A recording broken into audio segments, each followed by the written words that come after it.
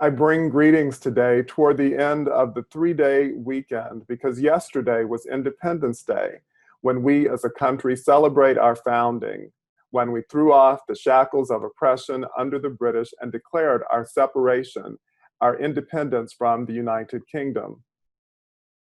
Of course, for those of us born and raised in this country, we know this story, this history from the angle of the founders of the nation, the wealthy white male property owners who created the rules that govern so much of our lives to this day. It is a system of dominance that some are desperate to maintain. One of my frames of reference when I think about the United States is the city of New Orleans. I love being in that Caribbean port city. There's something about the mixing and melding of cultures and cuisines and accents and languages and music over many generations that I find deeply satisfying and enriching. Yet the city itself sits below sea level. Without the infrastructure of levees and canals that usually keep the water from flooding neighborhoods, it couldn't survive as we know it. Yet we love it, and so we do all that we can to maintain it. Like New Orleans, the United States sits in a bowl, not a geographic bowl, but a sociological bowl. The world is overwhelmingly made up of Black and brown people, or at least those who don't count as white inside the white colonial framework this country is based upon. The white majority of the country is disappearing even as I speak, so that by the middle of this century, white Americans will join the ranks of other Americans who represent less than half of the country. As a frame of reference, I never think of myself as a part of an ethnic minority. Black for me is a geopolitical identity I hold that has significant implications for every aspect of my life.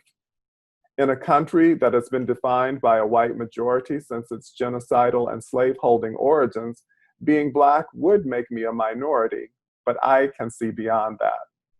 I can see myself in my next larger context, as the Eliel Saarinen quote points us to. In a world made up of overwhelmingly Black, brown, and other non-white people, I'm actually part of the global majority. That the United States is looking more and more like the global majority should not be a shock, especially with the advances in transportation, travel, and in some cases, less racist immigration policies. But the country as a whole has its past as a frame of reference. From a mainstream perspective, white is by definition the majority here, regardless of what the numbers say. This is how we get what I would call nonsensical language like majority, minority, language which reveals that minority really means inferior as much as it means being at a numerical disadvantage. And I'll be honest, it's not always easy to love a country that doesn't seem to love you back. The same Constitution that we are taught to venerate in our civil religion defined ancestors of mine as 3/5 human. Let's look for a moment at Langston Hughes's poem, Let America Be America Again. In it, he begins with laudatory words about the country, typical of what we are used to hearing on the 4th of July and in political speeches. Yet, in parentheses after each stanza, there are retorts that occur as whispers which say, America was never America to me, and there's never been equality for me.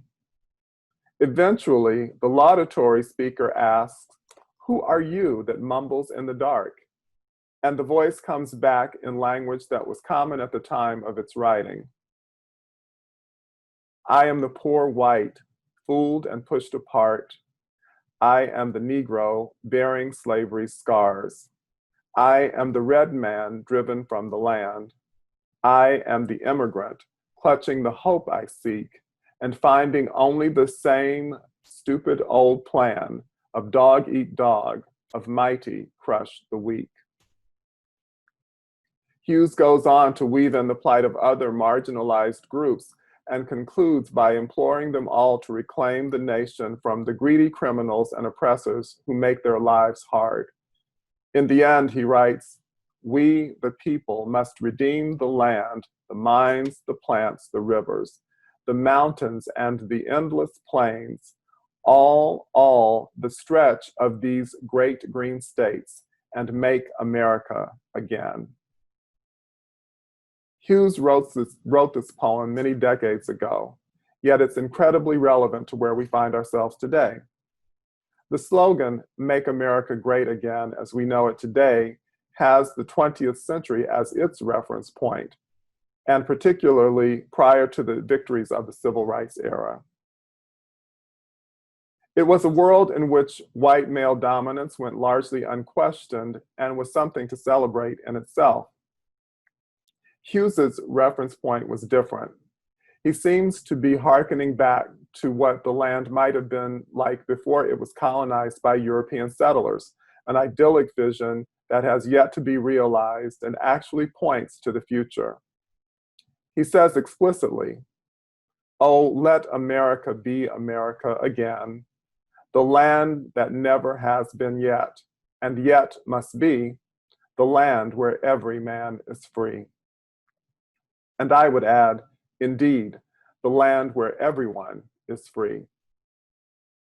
The struggle continues.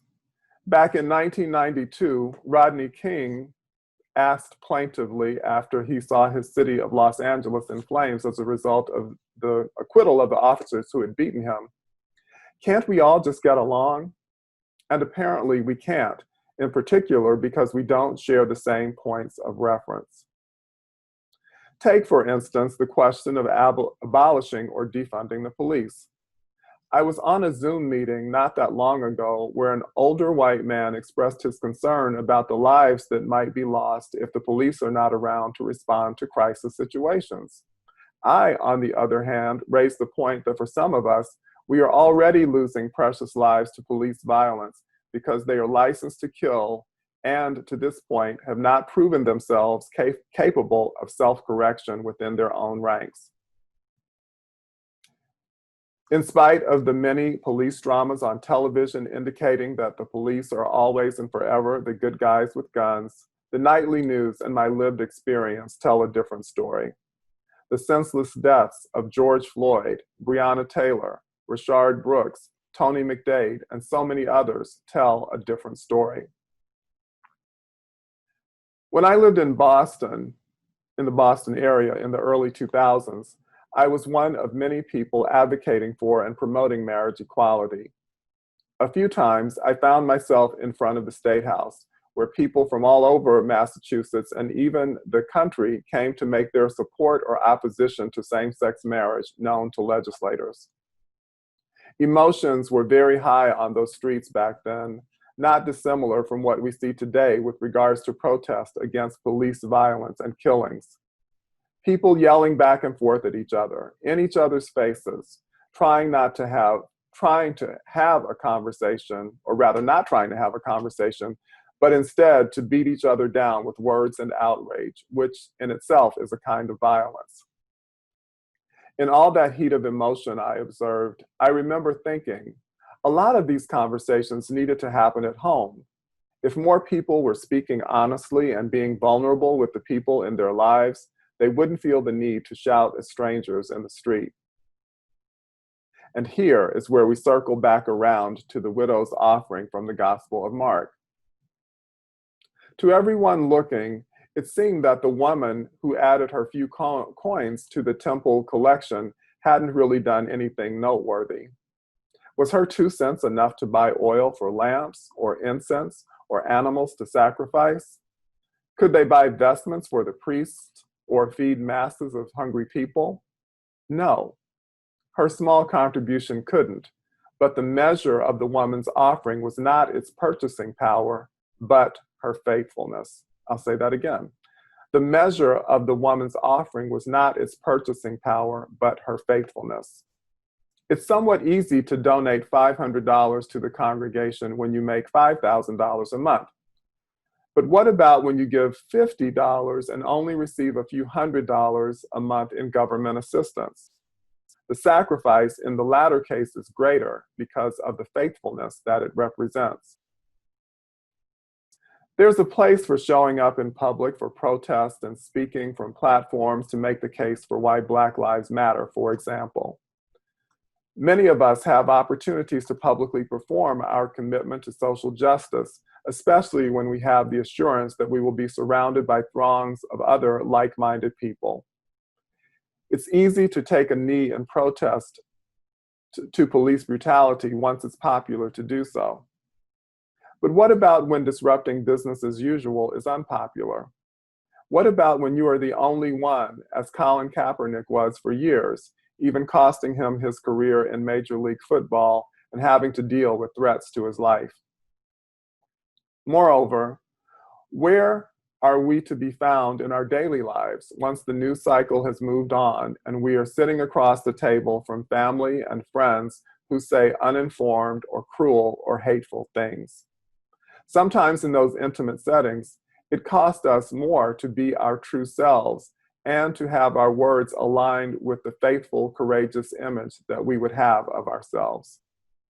Happily, in our liberal religious tradition, we don't have to get too attached to any one moment in time. As we often quote the ancient Persian poet Rumi, "Though you've broken your vows 10,000 times, come, yet again come."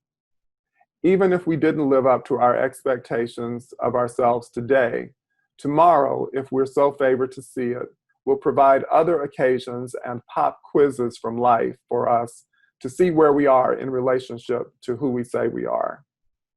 And that, my friends, is where I see us this 4th of July weekend as a country in the midst of a global pandemic and a tremendous social uprising. We are seeking and finding points of reference that inform who we are and what we are doing with the precious days of our lives. I pray that we are guided by a vision of our nation and our world where the spirit of love and generosity abound. And so it is.